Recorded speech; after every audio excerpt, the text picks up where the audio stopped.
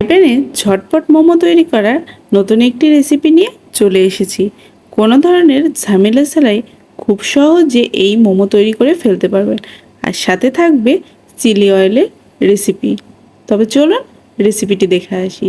এর জন্য মুরগির বুকের মাংস নিয়ে নিয়েছি 1 পিস। মাংস আমি খুব ভালো করে ছোট ছোট করে কিউব করে কেটে নেব। যত ছোট কিউব করে কাটা হবে মোমোর পুরটিও কিন্তু ততটাই পারফেক্ট এবং ভেতরে কাঁচা ভাবটা থাকবে না। কিউব করে কেটে নেওয়ার পরে ছুরির সাহায্যে মাংসর ভালো করে কিমা করে নিচ্ছি। মুরগির মাংসের কিন্তু ছুরি দিয়েই কিমা তৈরি করে নেওয়া যায় খুব সহজেই। মাংসের কিমা আমার তৈরি হয়ে গেছে। এখন একটি বোলের মধ্যে নিয়ে নিচ্ছি। দিয়ে নিলাম 1 চামচ রসুন কুচি, 1 চামচ আদা কুচি, আর 1 চামচ সয়া সস, 1 চামচ লবণ। মাংসের সাথে সব মশলাগুলো খুব ভালো করে মিশিয়ে নিচ্ছি চামচের সাহায্যে। মশলাগুলো যত ভালো করে মাংসের সাথে মেশানো হবে মাংসের ভেতরে তত ভালো করে মশলাগুলো প্রবেশ করবে। দিয়ে নিয়েছি 1 চামচ কাঁচামরিচ আর 2 চামচ বাটার গরম করে মাংসের উপর দিয়ে নিলাম। এতে করে ফ্লেভারটাও ভালো আসবে এবং মাংসের যে কাঁচা গন্ধটা থাকে সেটিও চলে যাবে। এটি রেস্টে রেখে দেব এখন 5 মিনিটের জন্য। এর মধ্যেই তৈরি করে নিচ্ছি মোমোর ডো। এই জন্য এখানে 1 কাপ ময়দা নিয়ে নিয়েছি আর দিয়ে নিলাম 1 চামচ লবণ। ভালো করে মিশিয়ে নিয়ে উষ্ণ গরম জল দিয়ে আমি হালকা হাতে মেখে নিচ্ছি। এখানে একবারে জল ব্যবহার করা যাবে না, এতে করে ময়দা নরম হয়ে যেতে পারে। ডো 5 মিনিটের জন্য রেস্টে রেখে দেব। 5 মিনিট পরে আপনাদের দেখাচ্ছি। আমি একটি পাতলা রুটি বেলে নিচ্ছি। এতে করে মোমো তৈরি করা খুব সহজ হয়ে যাবে। রুটিটির পুরুত্ব আপনাদের দেখিয়ে দিলাম। এখন একটি কৌটার মুখের সাহায্যে সবগুলো মোমোর শিট আমি এক এক করে কেটে নেব। এভাবে যদি কৌটার মুখ বা অন্য কাটার আমরা ব্যবহার করি তাহলে কিন্তু এক সমান পরিমাণে মোমো শিট আমরা কেটে নিতে পারবো। একদম পাতলা করে রুটিগুলো কিন্তু বেলে নিয়েছি।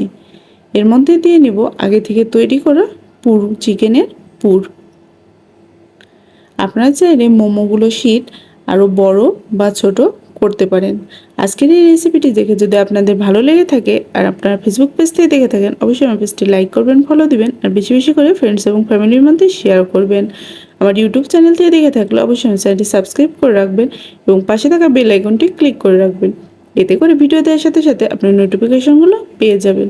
আর কোনো রেসিপির রেকমেন্ডেশন থাকলে আমাকে কমেন্ট বক্সে জানাবেন, আমি চেষ্টা করব সেই রেসিপিগুলো আপনাদের তৈরি করে দেখানোর জন্য।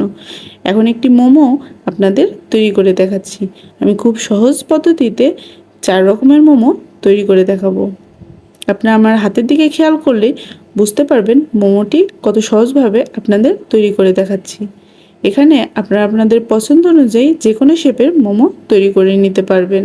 তবে খেয়াল রাখবেন মোমো শিটটা কিন্তু একদম পাতলা করে তৈরি করার জন্য। এতে করে মোমো তৈরি করার পরে এর শক্ত ভাবটি থাকবে না এবং মোমো হয়ে যাবে খুব সহজেই। এক এক করে আপনাদের 4 রকম মোমো আমি কিন্তু তৈরি করে দেখাচ্ছি। খুব সহজে ইনস্ট্যান্ট এইভাবে চিকেন মোমো আপনারা বাড়িতেই তৈরি করে ফেলতে পারবেন খুব সহজেই। আশা করি আজকের এই রেসিপিটি আপনাদের কাছে অনেক ভালো লাগবে। আজকের যে রেসিপিটি দেখাচ্ছি এটাতে কোনো ধরনের জল ফুটানোর বা ছিদ্রযুক্ত চালের প্রয়োজন হবে না। একটি মাত্র ফ্রাইং প্যানেই আপনারা খুব সহজে এই মোমোগুলো তৈরি করে ফেলতে পারবেন। আমি কিন্তু 4 ধরনের মোমো ডিজাইন আপনাদের খুব সহজভাবে তৈরি করে দেখাচ্ছি। মোমোর রেসিপির সব উপকরণ আমি ডেসক্রিপশনে দিয়ে রাখবো, আপনারা চাইলে সেখান থেকে দেখে নিতে পারবেন পরিমাণগুলো এবং খুব সহজেই বাড়িতে তৈরি করে ফেলতে পারবেন। আপনাদের কাছে আজকের এই মোমো রেসিপিটি কেমন লেগেছে আমাকে কমেন্টে জানাবেন। সবগুলো মোমো আমার তৈরি হয়ে গেছে। এখন তৈরি করে নেব চিলি অয়েল। এই জন্য এখানে বাটার নিয়ে নিয়েছি 1/2 কাপের মতো আর দিয়ে নিলাম 1 চামচ আদা আর রসুন কুচি। দিয়ে নিচ্ছি কালারের জন্য 1/2 চামচ লাল মরিচের গুঁড়া, 1 চামচ চিলি ফ্লেক্স।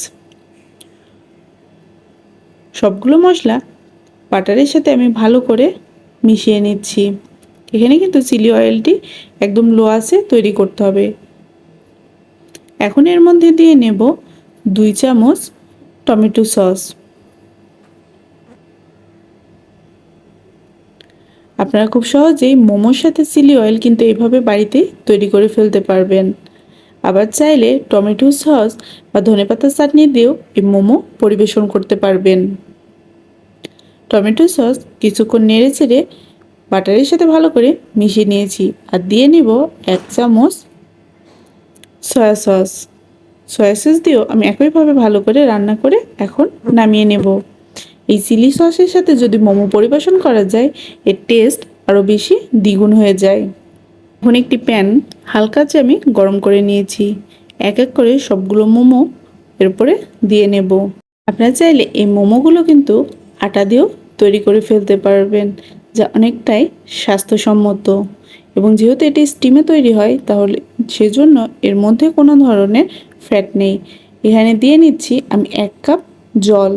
যেহেতু প্যানটি গরম ছিল, তাই জল দেওয়ার সাথে সাথেই কিন্তু ফুটে উঠেছে। এখন ঢাকনা দিয়ে আমি কভার করে দেব এবং ঢাকনাতে যে ছিদ্র থাকবে একটি লংয়ের সাহায্যে তা বন্ধ করে দেব। এতে করে জলের যে স্টিম বা বাষ্প থাকবে তা ভেতরেই থাকবে এবং মোমোগুলো খুব সহজেই রান্না হয়ে যাবে। মোমোগুলো কিন্তু একদম পারফেক্টভাবে তৈরি হয়ে গেছে। এই পর্যায়েও আপনারা মোমোগুলো খেয়ে নিতে পারবেন। এবং আমি এখানে একটু ক্রিস্পি তৈরি করব, তাই 2 চামচ বাটার দিয়ে নিচ্ছি। আপনারা চাইলে এখানে তেল দিতে পারেন। বাটার দিয়ে আমি আবার কভার করে ঢেকে নেব এবং 5 মিনিট পরে আপনাদের দেখাচ্ছি। মোমোগুলো কিন্তু একদম পারফেক্টভাবে তৈরি হয়ে গেছে এবং ভিতরটাও একদম পারফেক্টভাবে কুক হয়ে গেছে।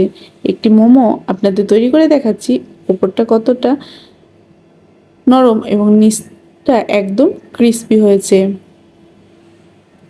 এখন মোমোগুলো সার্ভ করে নিচ্ছি।